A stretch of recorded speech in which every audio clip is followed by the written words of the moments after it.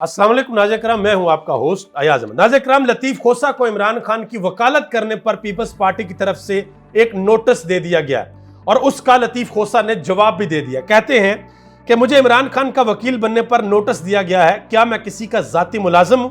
ये peoples party को कहना है लतीफ़ खोसा कि क्या मैं तुम लोगों का ज़ाती मुलाजिम हूँ? मजीद उन्होंने कहा कि मुझे ऐसे नोटिस की कोई परवाह नहीं है, मुझे पीपल्स पार्टी ने वकील नहीं बनाया, मैं पहले से एक नामवर वकील था। साइफर एक रियासती मामला है, हमें शर्म से डूब मरना चाहिए। 25 करोड़ आवाम की गैरत को ललकारा गया है। यह बात लतीफ़ खोसा ने कही। और लतीफ़ खोसा ने एक और बड़ा अहम बयान दिया था। लतीफ़ खोसा ने कहा कि जिस वक्त मेरे घर के ऊपर फायरिंग हुई और मुझे नुकसान पहुंचाने की कोशिश की गई, उस वक्त कोई मेरे पास नहीं आया था। उस वक्त एक ही बंदा चल के मेरे पास आया था और उस बंदे का नाम था इमरान खान। और इस वक्त इमरान खान के कुछ केसेस हैं जिनको लतीफ़ खोसा देख रहे हैं। और लतीफ़ खोसा पाकिस्तान के सीनियर तरीन वकीलों में से हैं। एतजाज़ एहसन, लतीफ़ खोसा, हामिद खान, और इस वक्त जो पाकिस्तान के अंदर जो एक वकला तहरीक चल रही है उसके भी रूह रवां है। बल्कि अगर ये कहा जाए कि बानी रुकन है तो गलत नहीं होगा कि फ्रंट लाइन से लीड कर रहे हैं पाकिस्तान के अंदर जो वकला तहरीक चल रही है। और दूसरी तरफ मियां मोहम्मद नवाज शरीफ साहब जो है वो पाकिस्तान आ रहे हैं। उनके बारे में हारून रशीद ने एक बड़ी अहम बात की है।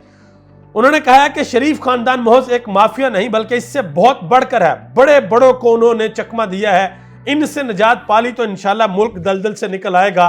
शायद इसके बाद हमारी तारीख एक दरख्शां दौर से गुजर सके। और दूसरी तरफ यह ऐलान किया गया जी, मियां मोहम्मद नवाज शरीफ साहब जब लाहौर एयरपोर्ट आएंगे तो 10 लाख बंदा लाहौर एयरपोर्ट पर उनका इस्तकबाल करेगा। देखिए जी, 10 लाख तो बड़ी दूर की बात है। अगर 2 लाख बंदा भी वहां पर पहुंच जाता है मियां मोहम्मद नवाज शरीफ साहब का इस्तकबाल करने के लिए। वैसे आपको पता है कि लोग इनके जिस तरीके से आते हैं वो सबको पता है कि ड्यूटियां लगाई जाती हैं। और जाने से पहले, जब मियां मोहम्मद शहबाज शरीफ साहब की हुकूमत थी, जाने से पहले उन्होंने अपने MNAs को अरबों रुपए का फंड दिया था। वो फंड जो है वो इस्तेमाल होगा, इलेक्शन कैंपेन में भी इस्तेमाल होगा, जलसे जुलूसों में भी इस्तेमाल होगा, और इस तरह के जो काम है उनके अंदर भी इस्तेमाल होगा। MNAs को कहा जाता है कि अपने अंडर जो आपके MPAs हैं और जो यूनियन काउंसिल्स हैं, हर यूनियन काउंसिल से आपने 100-100 200 बंदा लेके आना है। तो वो माशाल्लाह गाड़ियां बढ़ के जाती हैं। कई दफा पीपल्स पार्टी और नून लीग के जलसों की जुलूसों की वीडियोस आ चुकी हैं कि वहां पर जो लोग मौजूद होते हैं उनको यही नहीं पता होता कि भाई हम आए क्यों यहाँ पे। अब जिस दिन नवाज शरीफ साहब आएंगे, आप वहां पर जाके लोगों से पूछ लें कि नवाज शरीफ साहब आप वापस क्यों आए हैं, क्या उनकी दवाई ठीक हो गई या मिल गई है दवाई उनको, उनकी सेहत अब ठीक है। और सबसे अहम सवाल आप उनसे ये पूछिएगा, अब ये कह रहे हैं ना कि जी नवाज शरीफ साहब आएंगे तो मुल्क बिल्कुल ठीक हो जाएगा, अल्लाह करे ठीक हो जाए। भाई अगर कोई ये कहता मुल्क ठीक हो जाएगा, हम तो कहते हैं अल्लाह करे ठीक हो जाए। नवाज शरीफ के आने से ठीक होता है मुल्क ठीक हो जाए। लेकिन यह सवाल जरूर पूछिएगा कि वो कौन सी गिदड़ संगी है, वो कौन सा नुक्सा है जो नवाज शरीफ ने इस्तेमाल करना है और मुल्क ठीक हो जाएगा। और वो नुक्सा नवाज शरीफ ने 16 महीने अपने भाई से छुपा के रखा। शहबाज शरीफ साहब को नहीं बताया कि भाई ये वो तरीकाकार है, ये वो एक खुफिया तरीका है, ये अगर आप मुल्क के अंदर लगाएंगे तो मुल्क ठीक हो जाएगा।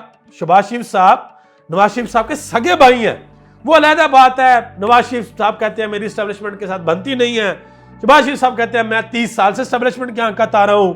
नवाज शरीफ कहते हैं मैं एक बड़े अमीर बाप का बेटा था। शहबाज शरीफ साहब कहते हैं मैं एक किसान बाप का बेटा हूं। और इस तरीके से अब ये बड़ी ऊंच नीच है बहुत ज्यादा नवाज शरीफ साहब और शहबाज शरीफ साहब में। लेकिन अब जब ये आएंगे पाकिस्तान में तो एक और काम भी हो सकता है, बात याद रखिएगा।